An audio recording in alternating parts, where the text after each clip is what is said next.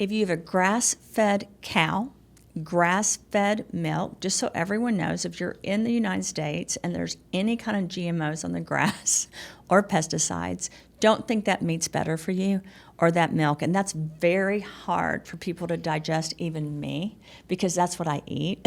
Do you know what I mean? I'm always going for organic and I want grass-fed. But the truth is, we don't have a monitoring system in this country to say that grass doesn't have GMOs or pesticides or toxins.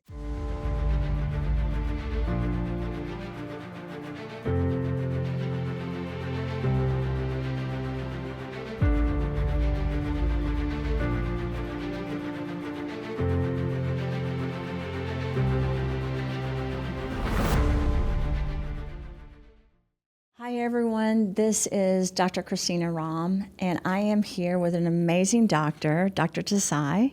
Thank you. And she is beautiful and amazing, and she's doing amazing things for the world with wellness, longevity, anti-aging, a lot of different things. And I really am excited to have you on the show today. Thank you for having me.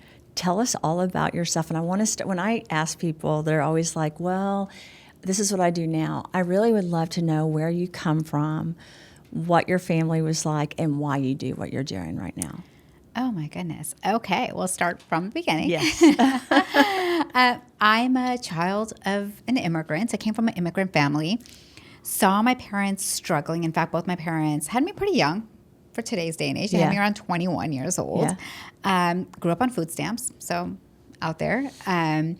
And I saw my parents struggle. They used to work at a gas station. There was about 12 of us who lived in the back of a motel, like one room of a motel. And I think that was probably until about the age of 4 or 5 years old. And I have vivid memories. In fact, growing up, it was kind of like if I heard a loud noise, I knew just to drop down because I would be a gunshot wound.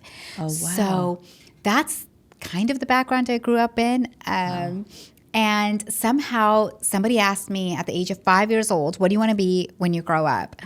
And I swear it was not my mom and dad. I don't think they put the idea in my head, but I said doctor. And I never let go of that idea of becoming a physician. I had plenty of other passions. I'm also a dancer, so I continued dancing. I am also a businesswoman. So a part of me loves the idea of founding, the idea of building. So I kind of held on to it too. But my passion that I continue to carry through is the art of being a physician. That's amazing. Yes. I think it is art, by the way. It is an art. Yeah. It's an art. And, so I went to an osteopathic medical school. I grew up in a family where Eastern medicine was highly valued. Yeah. And as an osteopathic physician, I was really able to incorporate some of the beliefs of the holistic practice of medicine. So I went to osteopathic medical school. I actually did an allopathic residency in emergency medicine at NewYork-Presbyterian, Queens. Yeah. And then I worked at a level 1 trauma center. While I was working in the ER, I was presented with people coming in with heart attacks, strokes, colon cancers, procedures gone wrong. Yeah. And so you would see everything along with the car accidents and the gunshot wounds.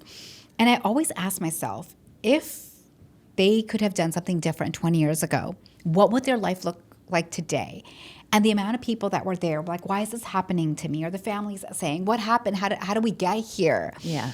And I wanted to meet that person 20 years ago. So I went back and I studied preventative medicine, longevity medicine. I got board certified in lifestyle medicine. I studied anti-aging regenerative medicine. I studied functional medicine. I got certified in menopause care. And now I practice a field that I like to call longevity medicine, really helping people. I don't like to say live longer, but to live as many years as they can with vitality. Yes, that's amazing. Thank you. Our whole company is built around that because I worked in emergency medicine too, by the way. Oh, of course. Yeah, my oldest son, who's now almost 30, we carried a beeper. I'm older than you are. We just carried a beeper, and I was a psychologist, but in Mobile, Alabama, and in the state of Alabama, I was one of the people that you would have to institutionalize people. So I did ER calls for psych. And it was the craziest 2 years because I worked all day, I had a child, and then I would do that at night. And University of South Alabama, their medical school, it's about 80%, I think, in Mobile, 70, 80 of that hospital is they're minorities. I had worked with gangs, and so a lot of the gang members would come in that I knew, but it was really hard. And it really made me, I was like you, it made me think, what could we have done differently to not get them here? Because a lot of them were homeless, they had addiction issues, mental health issues, but it never leaves you. Like the older you get, you still remember, what do I need to do to change things? So preventative medicine for me was a huge thing, although a lot of my career was in pharmaceutical and biotech as a research clinical scientist. And we did great things too. But it was like I wanted to blend the preventative, because what I was seeing every day was it was a crisis, right? Like, how did we get to this crisis? It's kind of like a crisis in a marriage, right? Why didn't you work through things to get there? And I love talking to women like you and men like you that have really dedicated, like all your certifications, what you're doing. These are the kind of doctors, in my opinion, people that are really worried about aging, longevity, prevention.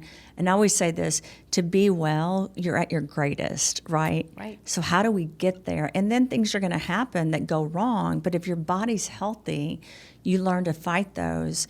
I was recently in the hospital, and they came to us. I lost 3 liters of blood. They made a mistake in a surgery. There was a routine colonoscopy. They had to go in and do an emergency 3 staples, and as a doctor to do that was a huge mistake, right? But they came to us and said, to my husband, they sat us down and they said, we don't think she's going to live, so we would like for you to call her kids and her family. Mm-hmm. So we did that. But anyway, what I was going to say is I have a healthy body. I work really hard. We take our products. I work out. I sleep. I really take care of my body. And I think about this all the time. If I had diabetes, if I had been overweight, if I had not taken care of my body from a wellness perspective, I probably wouldn't have made it through that. And I know that, right? But most people don't. They just think their body is getting sick, and they don't realize there's another alternative to that. And honestly, it's not just up to a doctor. It's up to them to change their life. Right. So how do you handle that with your patients? Because I know when patients come in, they're seeing a doctor, they want this change, but the truth is, you and I both know it's a lifetime change, right? So people ask me all the time, how often should I go to a doctor? How often should I work on cleaning the body, detoxing the body? I'm always like, this is a lifelong journey. How many times do you have someone check your heat in your house or your air condition or the oil in your car? And so how do you address these patients when they come in to really try to get them to the optimal level where they're their very best? I think the first step is education. I think people just don't know what they don't know. The amount of people that come to me saying, I'm healthy, yeah. I think I do everything right. And then we kind of break it down and they start realizing, wow, these habits that I've formed are probably not the best for my overall longevity, for my overall health. And what I mean by that is, we have people who are sitting for 6 hours straight. Sitting is the new smoking. Oh, I know. And they just don't realize that, if you can sit for an extended period of time, just get up and walk every 30 to 45 minutes. Yeah. There are people like, I eat really healthy, and they're putting some coffee creamer in their coffee every day. Like, just tiny, tiny things that you do every single day make a huge impact. And when we start changing the daily habits, the small things, we see such a big change in their health. And it doesn't have to be you need to go to, Barry's boot camp every morning. It doesn't have to be that. It could be like, let's just go for a walk as a family after we eat dinner. You have your family time. You have, post meal exercise. Yeah. And you get outdoors, which can help you regulate your circadian rhythm. And so we really talk about habits. And it's the habit that you make that is going to really move the needle. It's not going to be the one-off cleanse that you did or that one, supplement you took for a short period of time. It's really going to be something you do day in and out. I'm so glad you say that, because I have people. We have about 300,000 customers. I also do private consulting. I don't do it as a health coach. I help friends and family. I don't take payment for it because that's not what I do for a living right now. But I am exposed constantly, probably about 500 messages a day on different health aspects, because we're in 92 countries. So you're getting all these different viewpoints, and a lot of times the beliefs are not accurate, but you have to address them. Right. And it's the constant question I get asked almost every day: how long do I have to do this? My answer is always, well, how long do you want to be healthy? Like, it's not a one-time fix. And then another thing I deal with a lot is people do parasite cleanses, or they'll do a long-term, like I had someone the other day that drank water for 23 days and explained to me on the phone that, did I understand that I should be fasting that way? And I said, I'm just going to be honest. This is not how I feel. This is not what I think. And then I explained, I went to Cornell, I studied in nutrition, and this is not something that's helpful for the body. Right. Then I got into a discussion about, well, the Bible says, and the Bible never says you should die because you're only drinking water, right? And so it is a misconception, because people want this quick fix. And even if they think, I'm just going to drink water for 20 days, or I'm going to do a 7-day parasite cleanse, now I'm going to be better, but that's not accurate. So do you have those patients, and how do you deal with that? Again, I have to first meet my patients where they're at. That's number one, and then we, again, start with education, with evidence-based education. Yeah. This is what the evidence shows. I know anecdotally, you may have heard something different. And then really working with them. Everybody has their own diets. There are people who are, I'm vegetarian, I'm not going to eat meat. Yeah. I'm pescatarian, I'm only going to eat fish. I am doing a keto diet. And I feel like there is room for everyone to work with a physician, to work with a practitioner, and get healthier. So no matter where you are, we usually meet them and say, okay, here are some things you can do to get to a better place in regards to your health. Yeah. I was a vegan for almost 3 years, and I could not produce enough iron. They tried everything. I felt great, by the way, except for that.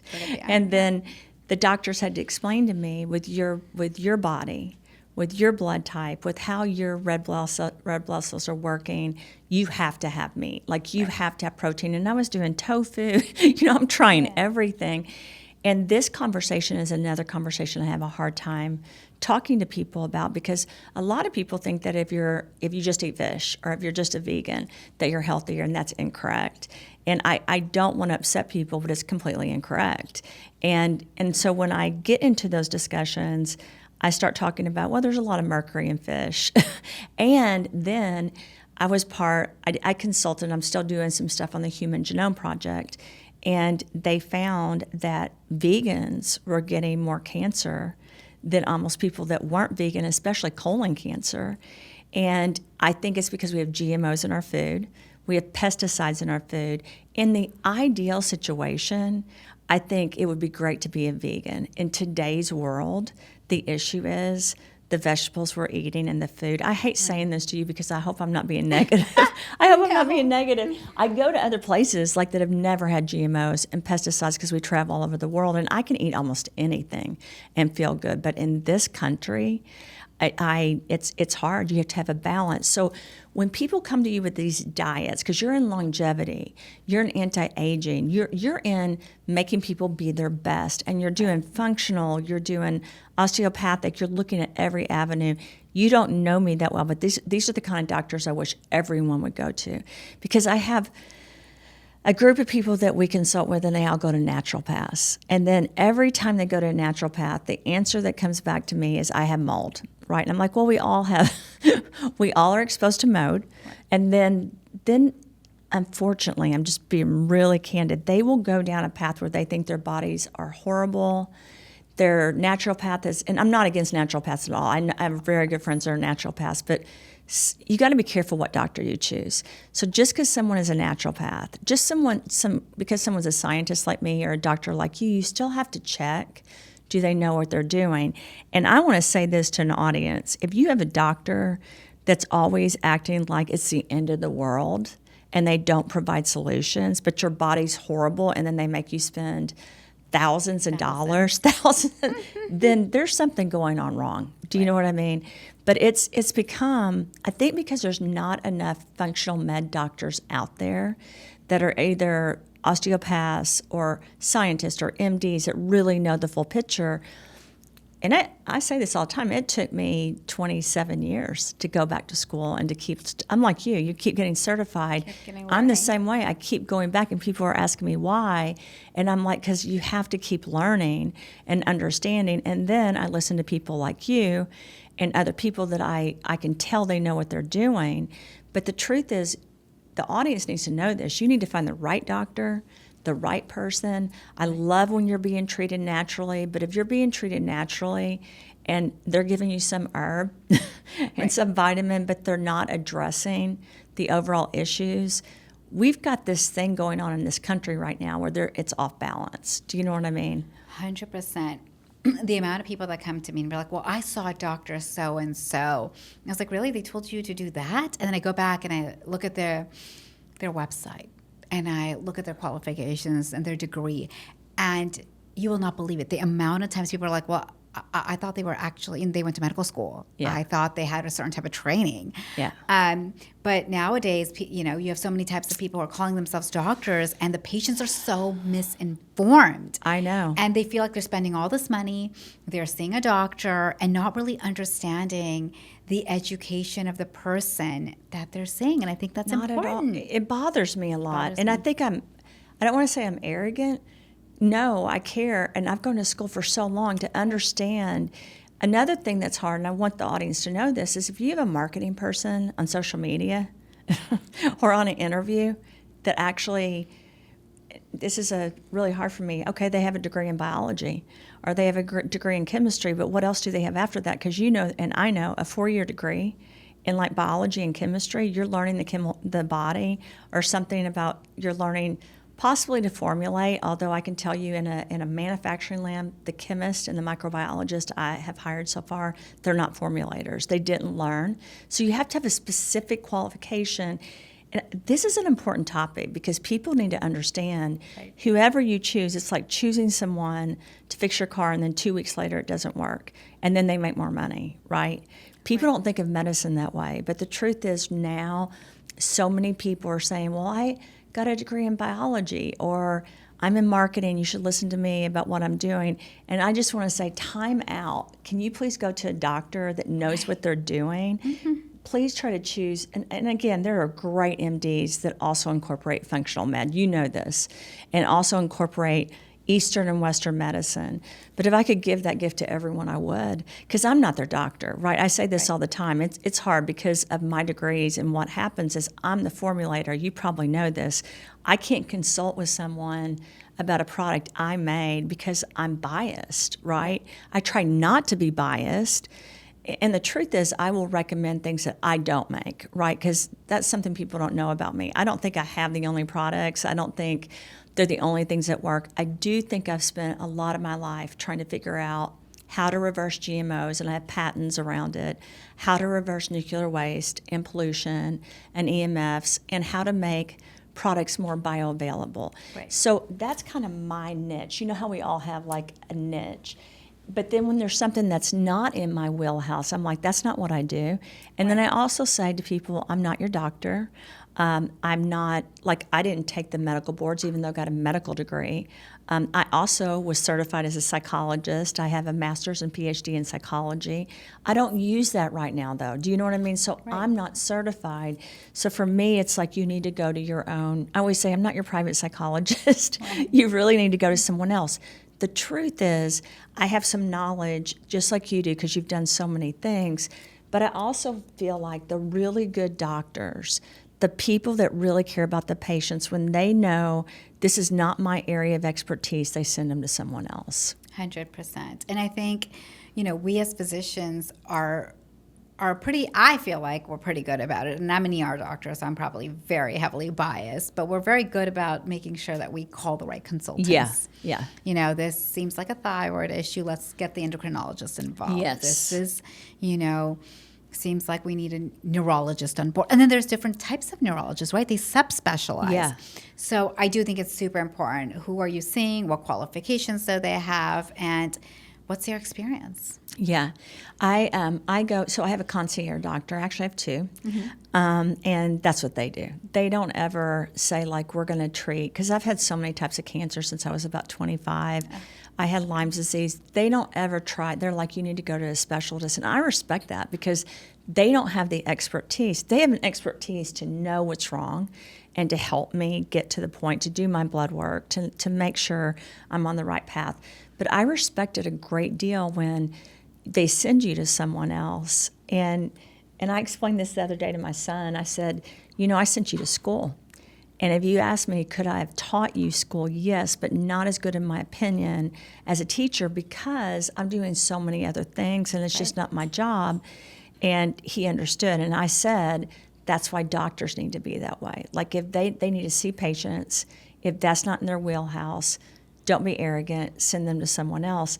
And then another thing I think that people need to understand is doctors make mistakes.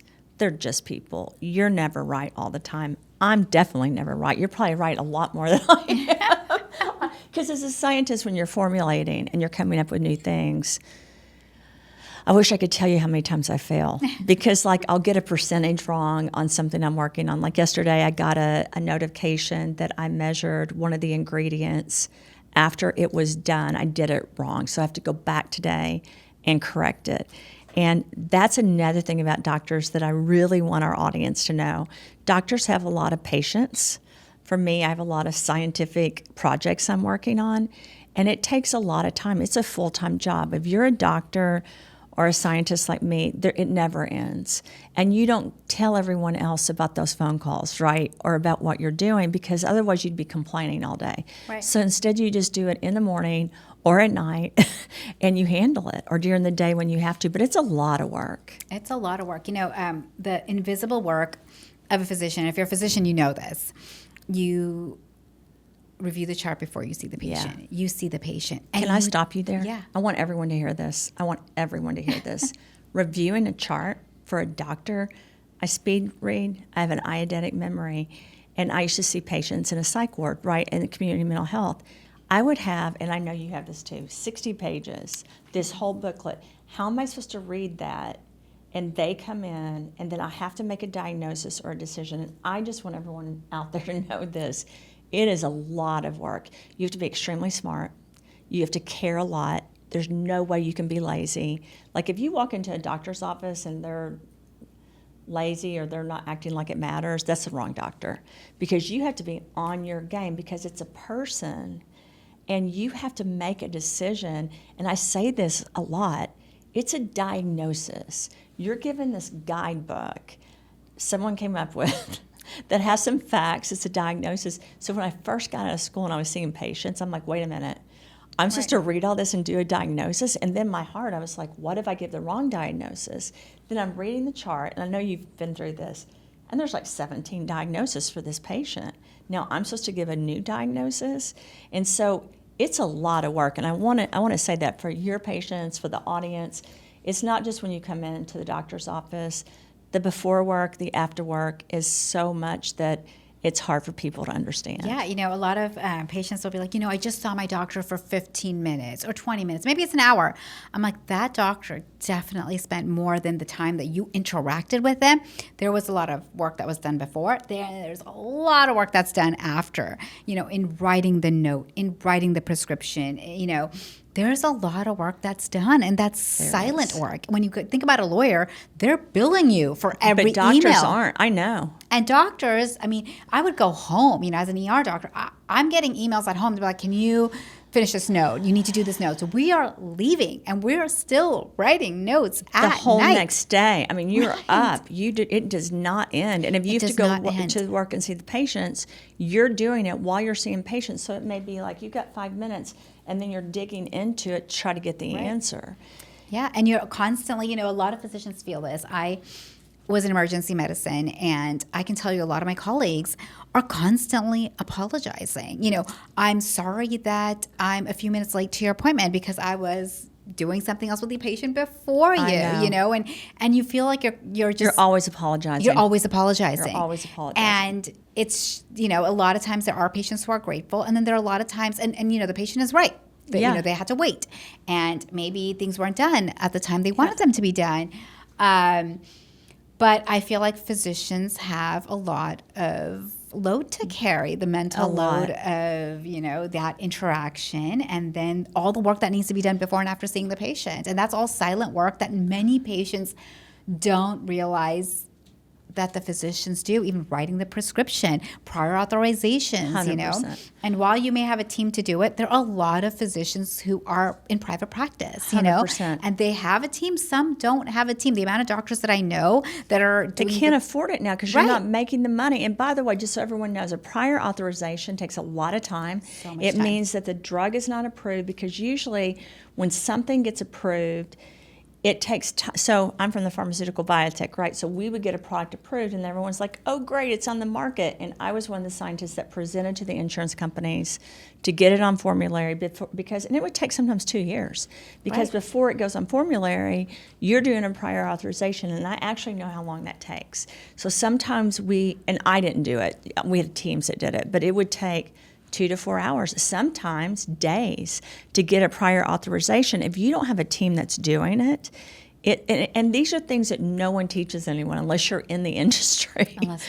Unless you And I don't think the patient would know. I don't expect you the patient don't want them to know, but it's a lot. And I want people. But it's a lot of work. And that's why when a mistake is made, and I say this all the time, there's malpractice for doctors, in my opinion, that really don't care, and they don't care if they make a mistake. However, all doctors are human, and they have a life, and there's never a perfect body that's exactly like the body they saw before. And I'll talk about surgery. You go in, because I spent years doing research in neuromonitoring and neurosurgery and orthopedic surgery, and we did stuff all over the world because we were bringing in stem cells, we were trying new techniques. And the truth is, everybody's body's different. You never know what the result's going to be. You don't know if there's going to be a mistake. And then, of course, the family blames the doctor. The truth is, they're people.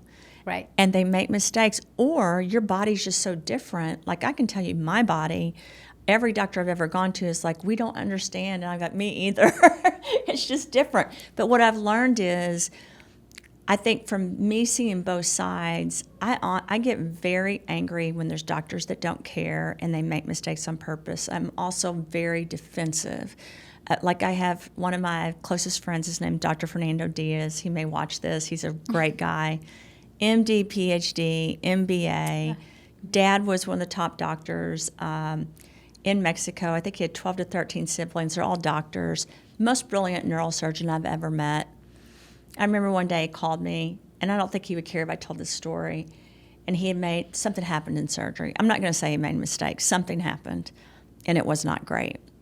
And he went in and sat down with the family, and when he talked to me, he cried. You know, he went in and said, I'm so sorry.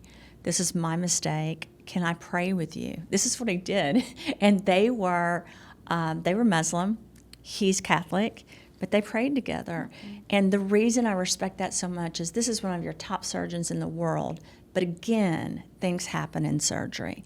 And I want that message to go out there, because everyone thinks the doctor just goes into the surgery, the doctor makes a mistake, or the doctor sees you. And the truth is, with people's bodies, it may take a while for you or me. And I'm not seeing patients, I just have it thrown at me. I can send them all to you if you want. And then what happens is, I don't have the answer. I don't know. It can take me a long time. For me as a scientist, I've spent the last almost 10 years trying to reverse the damage to food so we don't have as much colon cancer, so we can get the toxins out of our body, because that was one of the areas I kept catching, even with mental illness. Like, there's a lot of people with mental illness, in my opinion, that have a bad microbiome, and that's impacting their brain, right? Yes, maybe they have addiction. Yes, maybe they have depression. But we now know as scientists that this depression, this anxiety can have to do with just your overall body being sick. Yet the person blames himself. The family and I know you deal with stuff like this too, the family thinks they're crazy, or they think, it's like if you have cancer, everyone feels sorry for you, right? If you're mentally ill, everyone blames you. And this is another point I think that I want people to understand. I don't think people choose to be mentally ill. I don't think people choose to be sick unless you have Munchausen syndrome or whatever. And so how do you deal with those patients that have psychiatric issues? Because you know there's comorbidities. You know there's primary, secondary diagnosis. So how do you handle that? Well, number one, I'm in emergency medicine. Yeah. So we did see a lot of acute cases, Yes. you know. So when it comes to emergency medicine, it's very different than when we practice preventative medicine. Yeah. And right now, a lot of times I see patients who are in perimenopause and menopause, and they'll tell me, you know what, this is not how I used to feel. I feel more anxious. I feel more sad. I don't get pleasure in things that I used to love doing. And that's when I come in and say, you know what, there may be a hormonal component to this, estrogen What and progesterone. age is that usually that you see that? You know, the age really varies. So menopause can come at different ages for many people. And perimenopause is about 10 years, usually 10 years before that. So I'd say mid-30s, late 30s is where we're seeing a lot of perimenopausal symptoms start. And for many people, it could be like, you know what, I just can't sleep. And we all know if we don't sleep, we're not going to feel our best the next day. So we try to get down to the root cause. You know, is this hormonally driven? Should we be checking your thyroid? Is something going on in your thyroid? And I like to go back to what you said about your gut microbiome. You know, people ask me in longevity medicine, what's your average age of when patients come to you? Are people coming to you, are they 60, 70-year-olds? Because that's what people think of anti-aging. Yeah. That you want to start anti-aging in your 50s, 60s, 70s. But that is completely wrong. In fact, longevity medicine starts, I think, before birth. You know, as somebody who was pregnant. Yeah, you lose your peptides, you lose all these great things in your body from the day you're born. Right. And not to mention that you actually get a part of your mom's gut microbiome. Oh, I know. So my child, you know, I have a 1-year-old. My child's gut microbiome, you know, was shaped by me and what I was eating before I got pregnant, what I was eating during pregnancy, and even things like breastfeeding can affect their gut microbiome. Yeah. And so I think longevity medicine starts way before birth in all of us. And I'm glad you brought up gut microbiome and food. I think, you know, people get so hung up on, should I do the sauna? Should I get this certain, you know, red infrared. Right, like, you know, should I buy the red light, cold plunge, sauna, IV drips, you know, these peptides that people are talking about, like, should I go do all that? I was like, take a step back. Let's talk about the foundation, which is your food. Yeah. What are you eating? And they're eating, you know, heavily processed protein powders, you know, or protein bars. And I just want people to know this. Most of those are not good for you. They're heavily processed. Oh, I know. Right? They're heavily processed. When I was doing this thing with the human genome and colon cancer, I was told the worst thing you can eat is a protein bar. Like, just don't eat it. Of course, here I am. This is my background, and I understand it, but I'm going to tell you the truth. Yeah. If I'm really hungry and I don't have time and I'm in another country or traveling, I'll just eat a protein bar. And so I'm trying to be really careful, but the truth is, and I've made protein bars for a living before. Like, it's one of the things I've made. Right. I'm working right now on this little, it's kind of like a protein bar. It's a protein puff. But it's just preservatives is the problems. And it's how it's made and how it's processed and then how they have to keep it with not molding. And so what people don't understand, they're reading the label. I'm like, it's not all in your label. The packaging. Oh, yeah. Yeah. Let's not forget the packaging. Like, what is your protein powder, you know, your protein bar powder sitting in 4 months at end? You know, and how is it so stable in random temperatures, you know? So I think you're 100% right. And we all think protein bars are healthy. You're spending about $4, which I think is a hefty price for a little bar. People are spending $4 to even $9 on certain bars. Yeah. And here they're thinking it's healthy. They're getting their protein, but it's heavily processed, and that affects your gut microbiome. And your gut microbiome, I think, affects almost everything. Almost everything. And I had this discussion because, you know, the bodybuilders, they really know their bodies, right? If you ask me who knows about working out, it's your bodybuilders. How long do they usually live? I'm just going to say that. Most people that are in that industry do not live to be really old if they've continued what they're doing, because you're putting creatine, you're putting all this stuff in your body. If the creatine hasn't been cleaned, so one of my big things is we clean, reclean, reclean. We reverse the GMOs, like we're trying. And if you ask me, can I completely reverse all the GMOs? No, but I can test the seeds and the plants and the parent plants. And then I can clean them through the process we have. But the truth is, a lot of these people that are into the working out and the bodybuilding, and they think it's so healthy for them, it's not always healthy for them. Yes, they may look great. They may have muscle and muscle mass, which is one of the reasons our company came out with, and I formulated it, something to block sugar and carbs. And everyone came out with, this is a weight loss product. My answer was, this is a healthy product, because I spoke at the World Economic Forum, and obesity and diabetes are our two largest issues, not in the United States, worldwide. So I'm sitting there, it's a finance meeting, and they're talking about weight, and they're talking about what we're eating. And then, of course, you have some people in there that are saying we should never eat meat. And here's how I feel. Some people's bodies, they do better without meat, right? Some don't. However, if you have a grass-fed cow, grass-fed milk, just so everyone knows, if you're in the United States and there's any kind of GMOs on the grass or pesticides, don't think that meat's better for you or that milk. And that's very hard for people to digest, even me, because that's what I eat. Do you know what I mean? I'm always going for organic, and I want grass-fed. But the truth is, we don't have a monitoring system in this country to say that grass doesn't have GMOs or pesticides or toxins. And it could be, the cows could be in an area where there was a oil spill or there was a nuclear waste implant like Chernobyl, right?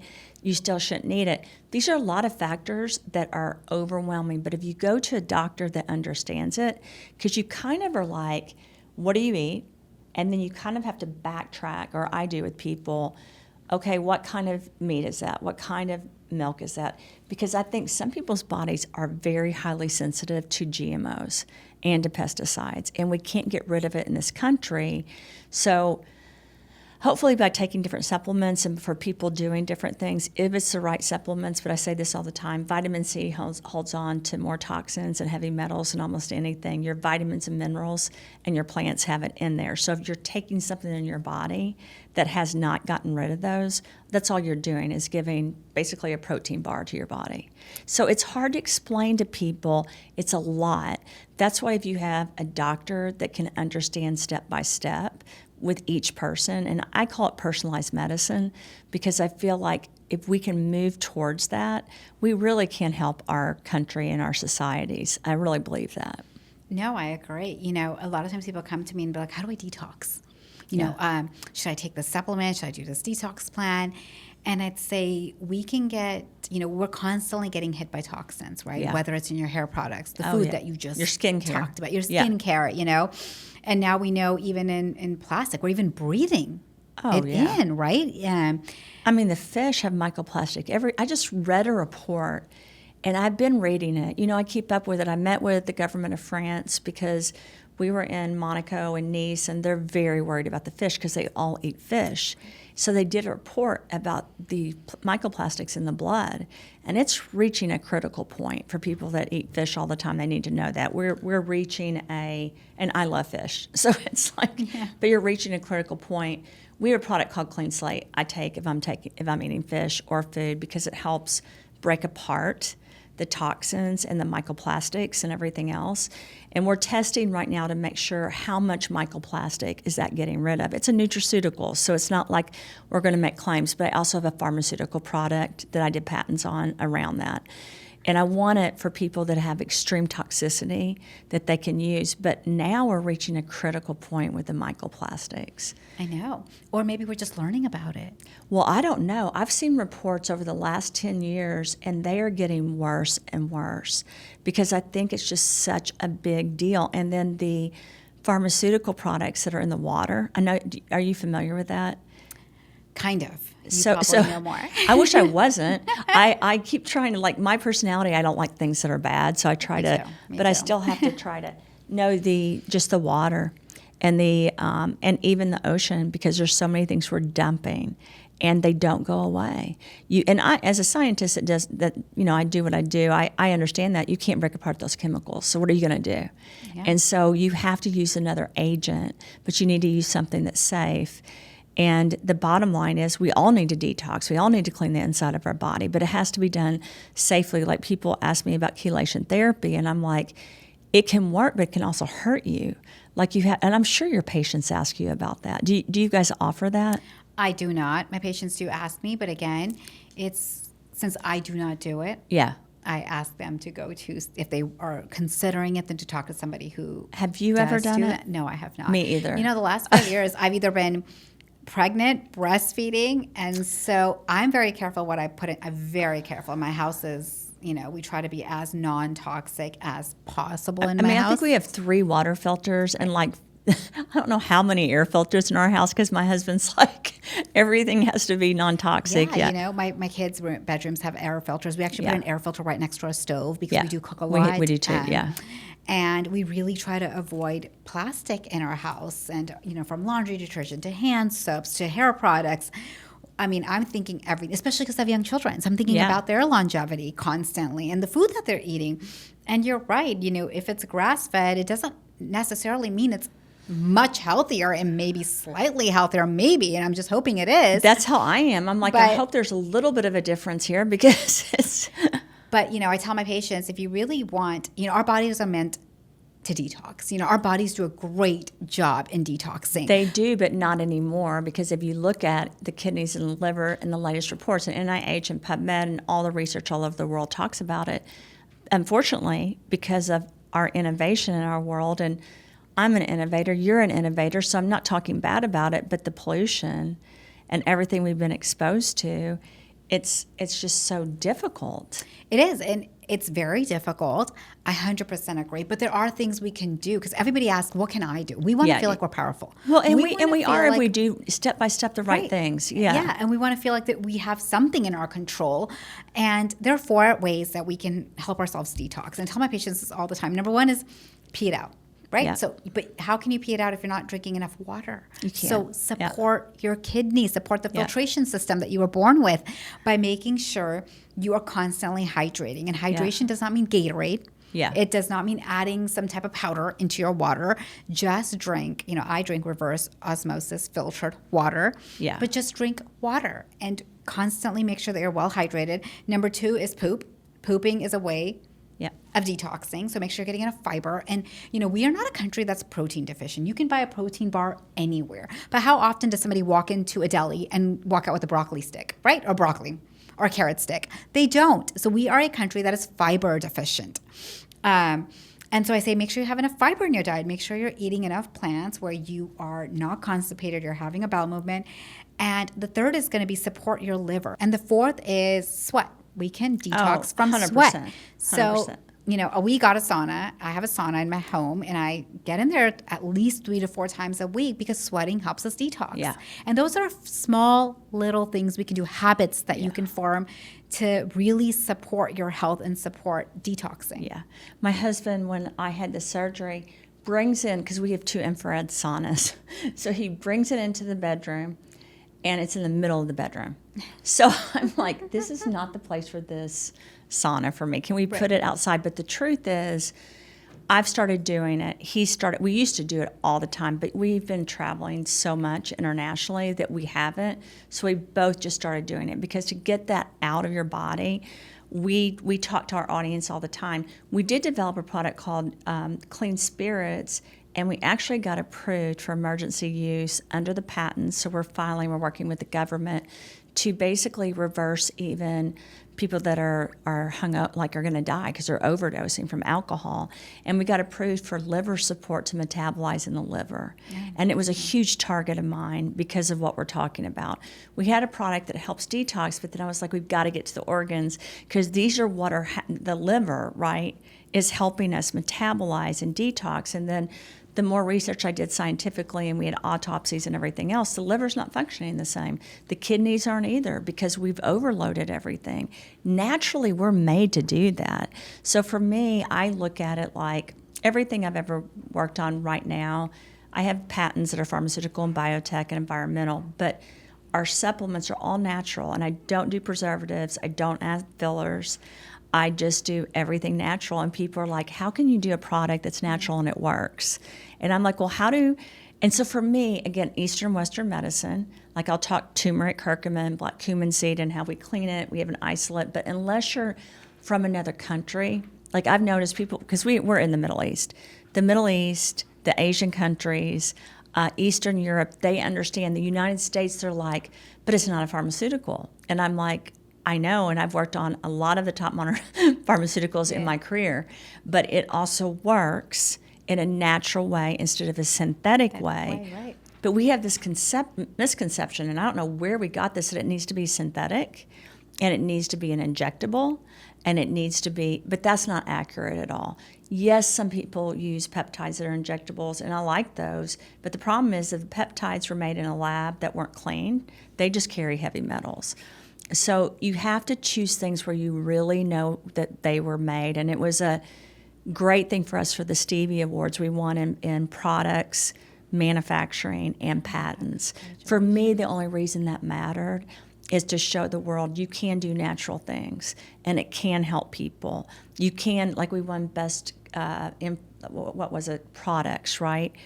The reason, and we don't have the only products. You have products that I've never used that I want to know about. Like I try, and the way I explain this to people is I don't just make food at home. I eat at other people's houses, right, and I go out to eat. What you want for your body is what's best for your body.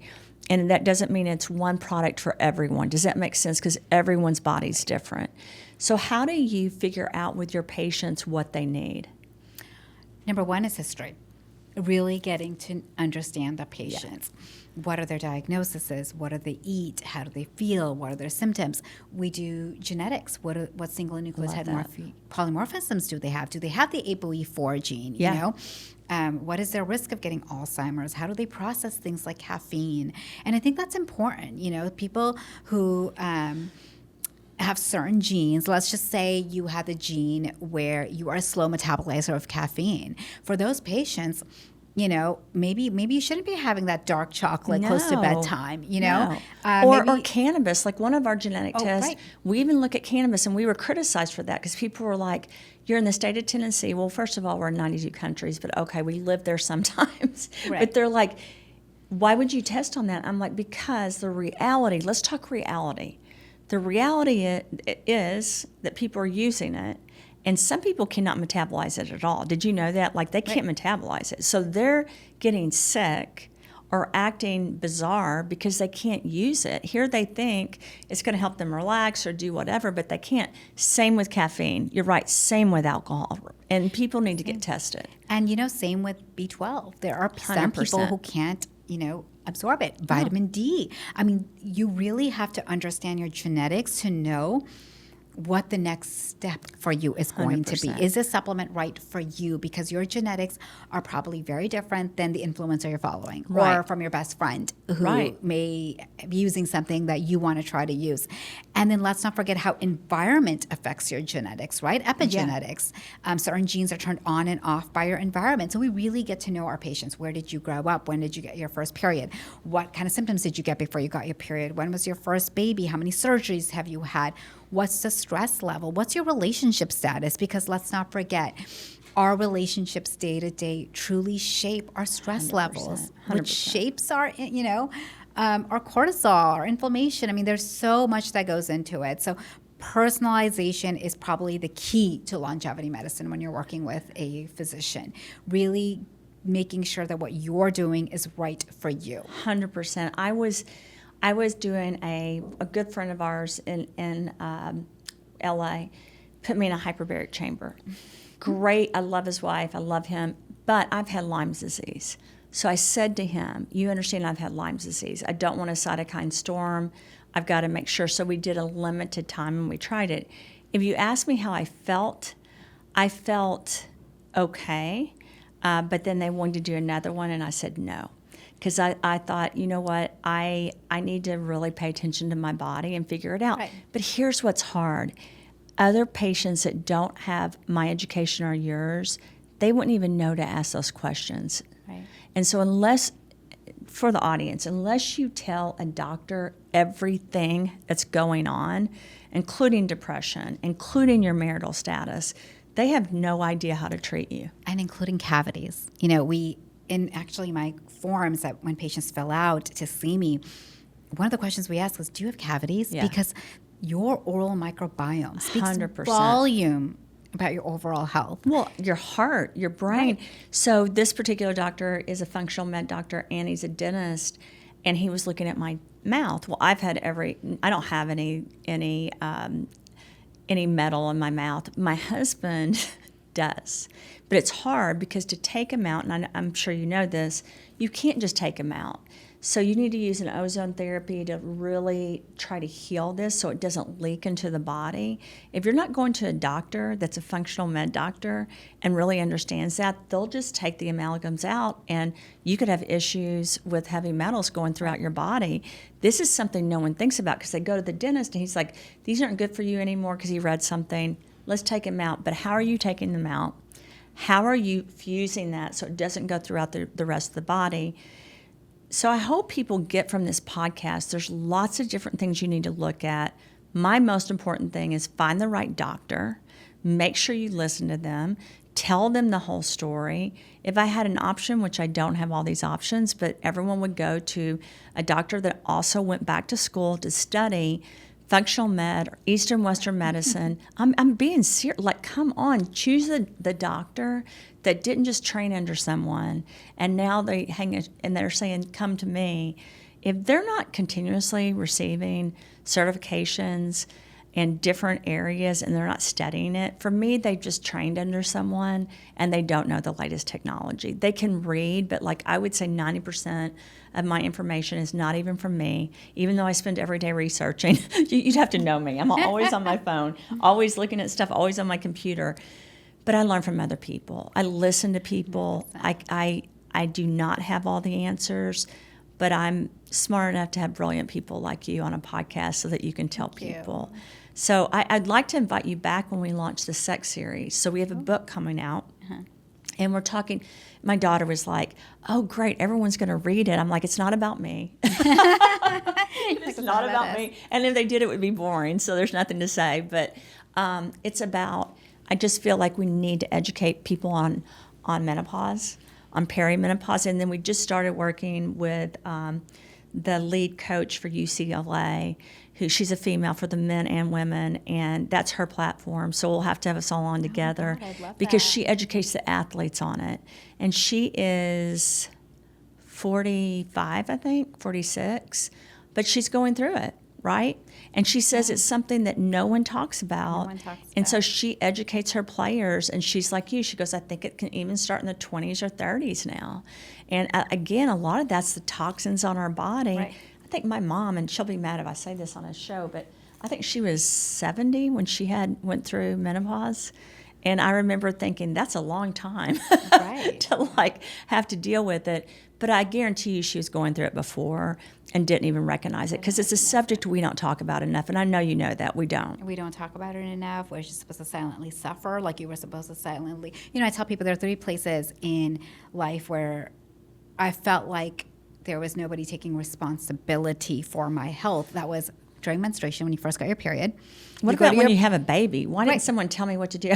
Right. You know, but even when you think about like a 13, 14-year-old, that's a big change. Oh, I know. And, you know, you go to the pediatrician, they're like, okay, you know. It's a big change. Here's a pad.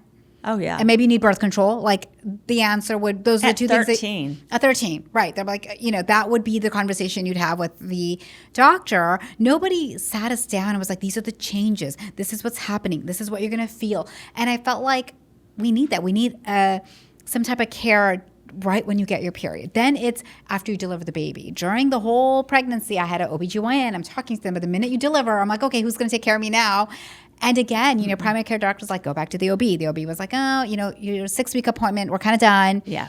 And there's nobody taking care of you in that part. And then it was the perimenopausal phase, you know. At menopause, there may be some doctors who'll say, here's some hormone replacement therapy. But about 10 years before you get there, where you're starting to feel all kinds of symptoms, there's nobody that a patient feels like they can turn to. And I think that's where we try to come in and say, okay, we're going to fill these gaps. Yeah. And I think a lot of physicians are working hard to understand how do we appropriately take care of the patient during these important transitional phases in their life.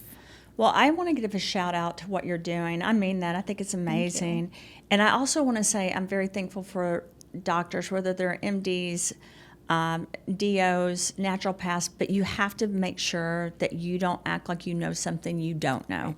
And everybody's training is different. A naturopath does not have the same training, right? It's natural medicine, where there's nothing wrong with that. I think it's complementary, but you can't make statements where you really know everything. Medical school is a long process, right? I had to develop a program in Africa, and I think it took us total of probably 20 years, because they didn't even have cadaver labs. So it was, my ex-husband played professional football, so I started working on this a long time ago, because I want everyone in every country to have good health care. Right. And I think we're moving towards that, but it's doctors like you that are helping us. So thank you for being on the show. And thank you for being here and being the person you are. Top 3 things you would tell a person for their longevity, what would they be? Number 1 is going to be sleep. We have the opportunity to do that every single day, and it's free. So prioritize your sleep. Number 2 is going to be, all of us have children. Even if you think you don't have children, we all have children. In fact, we have probably millions of them, and that's your gut microbiome. Take care of that baby. Take care of your baby, because your gut microbiome is so important for your longevity and health. Feed it. Make sure that it's nourished. Make sure that it's diverse. And because even doctors, when you're pregnant, I just want to add this, they don't want you eating tons of fish while you're pregnant, because they understand the mercury goes to the baby. My doctors didn't, at least. They're like, you can have fish, but you don't need to have a lot. You can have cheese, not soft cheese. Like, this is one of the things I just want to make sure, in case you're not going to a doctor, that women understand. Yeah. And the third is going to be really, I'd say it's not about what you do. I think it's a lot about what you don't do as well. So avoid the highly processed foods as much as possible. Avoid sitting too much, and just be mindful of all the things that you do daily, Yeah. And I think that's important. I agree. And I'm going to say this. You talked about working out.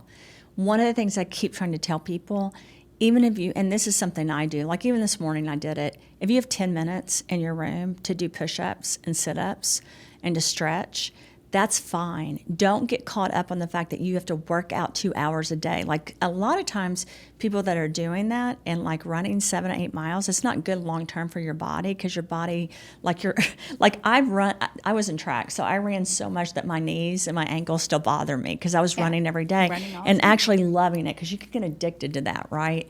Yeah, but you just have to make sure, if you're too busy, you're never too busy.